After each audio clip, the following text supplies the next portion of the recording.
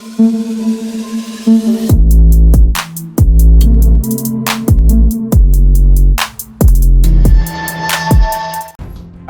warahmatullahi wabarakatuh. Oke teman, kembali lagi di Didi Channel. Oke, seperti biasa untuk hari ini Didi akan berikan informasi lagi nih teman. Kali ini Didi akan berikan informasi seputar news Indo Crypto, yaitu Bitcoin teman ya.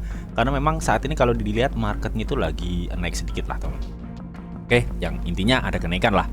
Nah, kira-kira ada sentimen dan news apa aja sih ya mengenai Indo Crypto yaitu Bitcoin ya. Melihat Didi udah lama banget nih nggak ngupdate perkembangan Indo Crypto ini. Nanti bakal diulas semua ya untuk perkembangannya di video ini, jadi pastikan kalian tonton sampai habis. Oke, namun seperti biasa sebelum melanjutkan video ini, jangan lupa nih kalian tekan tombol subscribe dulu ya teman, karena subscribe itu gratis. Dan tentunya kalian akan mendapatkan update-update video terbaru dan info-info terbaru dari Didi Channel. Oke, nggak usah kelamaan, langsung kita kepoin. Jadi so. Nah oke teman ya, di sini Didi sudah masuk di crypto bubble ya. Kalian bisa lihat sendiri ya, memang rata-rata saat ini menghijau teman ya, daripada memerah seperti kemarin. Memang ini disebabkan karena adanya lonjakan harga ya teman ya, yang sebenarnya lonjakannya nggak besar-besar amat sih ya, hanya 1,8% ya, hampir 2%. Tapi hal ini menyebabkan harga BTC kemarin tadi ya itu terlempar hingga 26.400 teman. Meskipun ini ada koreksi sedikit di harga 26.200. Oke. Dan kalau kita lihat di coin market cap ya, untuk Fear and Greed Index ini cenderung naik ya. Kalau kemarin kalau nggak salah 34, kalau nggak 35, saat ini 37. Ya, artinya mulai ada perbaikan sedikit mengenai market cryptocurrency saat ini. Dan kalau kalian lihat ya, di last 7 day ini mengalami kenaikan ya, karena memang sebelumnya itu dia sideways aja di level 24-25 itu teman ya, mempertahankan area Bitcoin teman. Dan sebelumnya juga sudah dianalisa yang mengenai harga BTC ya, dia akan cenderung nih mempertahankan area 24-25 teman. Kalau misalkan ada kenaikan, dia akan mencapai 26, dan misalkan sentimennya bullish, dia mencapai 29 ya, kalau dianalisa di live video Didi kemarin teman.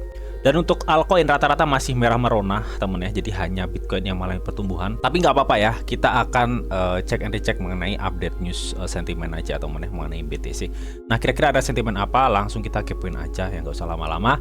Jadi so. Nah oke temen ya, sebelumnya dikutip dari berbagai sumber ya, ada Wager Guru, ada Bitcoin News temen ya, yang menginfokan bahwa salah satu ya miliarder dari Meksiko yang bernama Ricardo Salinas ya temen, dia itu diwawancarai nih temen ya, untuk di sebuah podcast gitu teman, diwawancarai portofolio apa yang saat ini dia punya gitu teman. Nah di sini kalian bisa lihat ya, untuk percakapan podcastnya ini, dia itu memiliki aset ya seperti Bitcoin, MicroStrategy, 5 penambangan Bitcoin teman ya, perusahaan minyak, dan penambangan emas atau gold miner teman. Jadi inilah beberapa aset yang dimiliki oleh si bilioner Ricardo Salinas ini ya, melalui wawancara podcast ini.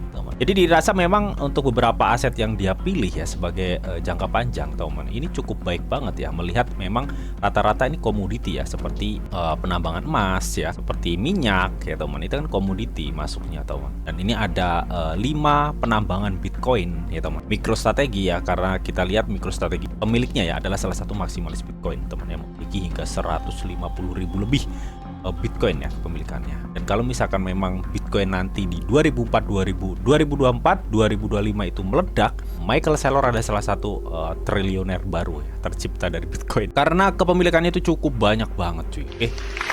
Nah, di sini untuk berikutnya dikutip dari bitcoin.com teman ya, katanya analis memprediksi katanya SEC itu akan menyetujui ETF Bitcoin spot pertama pada pertengahan Maret tahun depan teman. Ya, artinya hampir menuju halving lah teman, kan halving kalau nggak salah Mei ya, bulan Mei tahun depan 2024. Oke. Nah di sini dijelaskan katanya Gautam Chugani teman ya, selaku direktur pelaksana atau dia itu salah satu analis senior aset digital teman ya, dimana dia itu memperkirakan bahwa katanya SEC itu akan menyetujui dana yang diperdagangkan di bursa ETF Bitcoin pertamanya teman ya, pada pertengahan Maret tahun depan teman. Sebelumnya teman ya sudah pernah diinfokan ya mengenai deadline ya penyetujuan Bitcoin ETF spot ya, memang di tahun depan gitu teman. Tapi karena kemarin Grayscale itu memenangkan gugatan SEC, alhasil diundur 45 hari ya untuk pengajuan ETF-nya kalau nggak salah teman.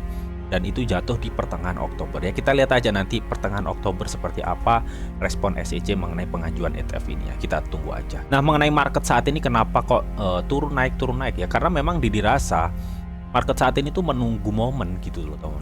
kan di depan tuh banyak sekali ya yang akan terjadi yang itu bisa menyebabkan volatilitas dari harga cryptocurrency gitu teman. Kemarin juga sempat di-share ya di grup Telegram Didi teman, mengenai apa aja yang ditunggu yang akan datang. Di sini tanggal penting untuk dilihat di bulan September ini bro ya. Di sini 13 September ada rilis data CPI, 14 September PPI rilis data juga. Terus ada pertemuan FOMC, pertemuan dan laporan PDB teman ya. Jadi beberapa hal yang sudah dicatat di sini, teman-teman ya, itu sangat bisa menyebabkan volatilitas dari market cryptocurrency. Jadi rasa satwenya market saat ini ya, salah satunya menunggu momen-momen ini, gimana hasil apalagi CPI ini ya teman ya, atau Customer Price Index-nya, gimana hasilnya, apakah naik atau turun gitu teman. Oke. Dan berikutnya dikutip dari bitcoin.com juga ya, katanya saat ini Coinbase meluncurkan layanan pinjaman kripto untuk investor institusional ya. Terlepas dari masalah Coinbase versus SEC, yang Coinbase itu dituduh ya sebagai salah satu bursa yang memperdagangkan beberapa aset sekuritas yang tidak izin, intinya seperti itu. Kemarin sudah dibahas teman ya. Nah, kali ini Coinbase tuh berusaha ya teman ya, tetap melangkah maju, di mana mereka itu tetap meluncurkan layanan pinjaman kripto untuk investor institusional. Dan dana yang sudah digelontorkan di sini itu sebesar 57 juta US dollar. Wow. Hal ini juga dijelaskan di sini, teman ya. Katanya menurut pengajuan ke Komisi Sekuritas dan Bursa AS atau SEC, dananya itu sebesar 57 juta US dollar telah diinvestasikan dalam program pinjaman oleh pelanggan Coinbase Prime ya. Jadi melalui Coinbase Prime ya. Ini adalah salah satu platform pialang bursa yang memungkinkan para pemain institusional ya untuk mengeksekusi perdagangan dan menyimpan aset cuy. Jadi ya Coinbase Prime ini pemainnya tuh nggak kaleng-kaleng cuy ya, sekelas institusional gitu teman. Dan dia disokong dana sebesar 57 juta US dollar teman yang telah diinvestasikan di proyek ini. Kabar terbarunya juga teman ya, di sini dikutip dari cointelegraph.com teman ya. Karena memang kisruh antara SEC dan Coinbase itu sebenarnya belum berakhir ya. Teman, masih ada saling tuntut menuntut ya karena ketidakjelasan peraturan di AS yang mengenai cryptocurrency gitu teman ya. Jadi pemerintahan AS saat ini tuh gak memihak inovasi ya teman-teman. Nah, artinya dia tuh kayak seakan-akan tuh mempersulit laju ke depan cryptocurrency di AS gitu teman. Nah, kali ini dikutip dari Cointelegraph, katanya Coinbase itu memberi signal kepada Uni Eropa atau UE ya, Kanada, Brasil, Singapura, dan Australia sebagai prioritas teman. Nah, prioritas apa ini Bang? Ini prioritas sebagai beberapa negara yang sudah dipilih Coinbase untuk Coinbase itu berdiri di salah satu negara tersebut. Makanya saat ini fokus Coinbase itu untuk mencari lisensi dari beberapa negara. Karena menurut Coinbase, negara-negara yang sudah disebutkan tadi gitu teman ya, itu untuk peraturan cryptocurrency-nya itu jelas ya teman. Dan beberapa negara yang sudah disebutkan tadi juga welcome untuk cryptocurrency. Artinya ini dirasa persiapan Coinbase ya. Misalkan memang permasalahan dari SEC itu terus berlanjut yang nggak selesai-selesai ya, melihat memang peraturan cryptocurrency di AS itu belum jelas gitu teman ya. Makanya Coinbase itu berinisiatif teman ya untuk mendirikan lisensi-lisensi di beberapa negara yang sudah disebutkan tadi. Tapi mereka akan memilih lagi teman ya, kira-kira negara mana yang paling cocok teman. Dan melihat dari ini aja ya, sekelas pertukaran Coinbase ya, top 2 terbesar menurut kapitalisasi pasar di CMC gitu teman ya. Melihat dari kejadian ini ya teman ya, kita bisa ambil pandangan bahwa Coinbase itu sebenarnya sudah bosen ya teman ya bermasalah dengan si AS ya. Karena yang dipermasalahkan itu mengenai peraturan, sedangkan peraturan di AS sendiri aja belum jelas ya mengenai cryptocurrency itu. Makanya Coinbase di sini lebih memilih akan ekspansi bisnisnya teman ya di beberapa negara yang sudah disebutkan tadi ya. Saat ini masih dipilih-pilih ya, kira-kira negara yang mana teman. Nah, di sini teman ya, dalam postingannya Wakil Presiden Coinbase untuk bisnis internasional dan kebijakan internasional Nana Murugesan ya dan Tom Davgardan menandai Uni Eropa, Inggris, Kanada, Brasil, Singapura, dan Australia sebagai pasar prioritas jangka pendek ya. Jadi bukan jangka panjang, ya mungkin ini untuk jaga-jaga aja gitu teman. Ketika nanti memang ada masalah lebih lanjut dengan AS yang melihat AS peraturannya yang belum jelas teman. Nah, ini juga dikutip dari akun Coinbase juga teman ya. Katanya saat ini 83% anggota G20 dan pusat keuangan utama telah mencapai kemajuan menuju kejelasan peraturan untuk kripto. Ya kita ketahui ya, G20 kan salah satunya Indonesia juga teman ya. Indonesia juga sudah kalau dirasa meskipun kita ya sebagai pemain kripto berasa kayak dibebankan karena ada pajak serta ada tambahan lagi ya, karena memang Indonesia baru saja membuka bursa ya. Memang untuk keamanan lebih terjamin teman, tapi memang lebih ada dana lebih ya di luar pajak yang harus kita bayarkan ya teman. Oke. Nah, di sini katanya G20 dan pusat keuangan utama telah mencapai kemajuan menuju kejelasan peraturan untuk cryptocurrency ya. Namun AS adalah negara yang asing. Sebuah gambaran melukiskan 1000 kata katanya teman. Oke, kalian bisa lihat sendiri teman-teman ya di sini. Ya. Ini adalah gambaran 83% G20 teman ya.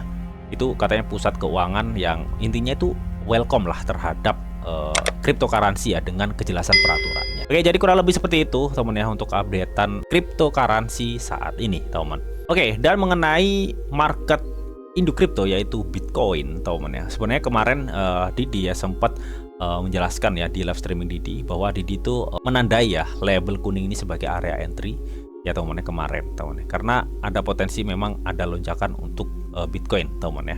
Tapi sebenarnya potensinya itu lebih cenderung sideways ya teman ya di area sini ya. Pokoknya di area 26, 25, 26, 25 di sini teman ya. Jadi potensinya lebih cenderung sideways.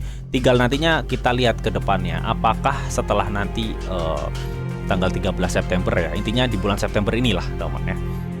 Kira-kira sentimennya bagus nggak sih untuk cryptocurrency teman. Kalau misalkan sentimennya turun ya, Didi kemarin sudah memperkirakan bahwa BTC itu akan turun di level sekitar 24 ya. Kalau misalkan terus berlanjut penurunan itu hingga 22 ya. Tapi kalau misalkan memang sentimennya itu di bulan September ini habis ya, sentimennya ternyata bagus. Kemarin Didi sempat menganalisa ya bahwa BTC itu akan balik ke resisten sebelumnya ya di level 27, bahkan akan lanjut ke 29.000 US dollar teman. Ya, itu analisa Didi di video Didi sebelumnya teman. Oke, dan di sini kita akan coba cek ya melalui Fibonacci gitu teman. Kenapa Didi kemarin tuh menargetkan di level 29.000 teman ya. Di sini Didi beracuan pada Fibonacci. Dia itu kalau misalkan ada sentimen yang cukup bagus ya, dia akan mengarah ke level sekitar 0,382 Fibonacci ya di sini atau di area level 27.000 ya teman ya, 600. Kalau misalkan sentimennya tetap bagus ya dan menyebabkan volume transaksinya naik, ini akan BTC, arah BTC itu akan mengarah ke 0,618 Fibonacci atau di level 29 ribuan ya. Kalian pas banget ya kalau kita lihat dari Fibonacci. Oke, dan kalau misalkan turun ya dia akan kembali ke 24, kalau enggak ke 22. Itu kalau misalkan turun teman. Karena memang di sini sebelumnya terbentuk support-support juga teman ya. Artinya di sini ada demand juga di area level 22.000 US dollar teman. Tapi seperti yang sudah dibilang, Didi rasa dia akan sideways dulu teman ya sampai nanti bulan September ini ya.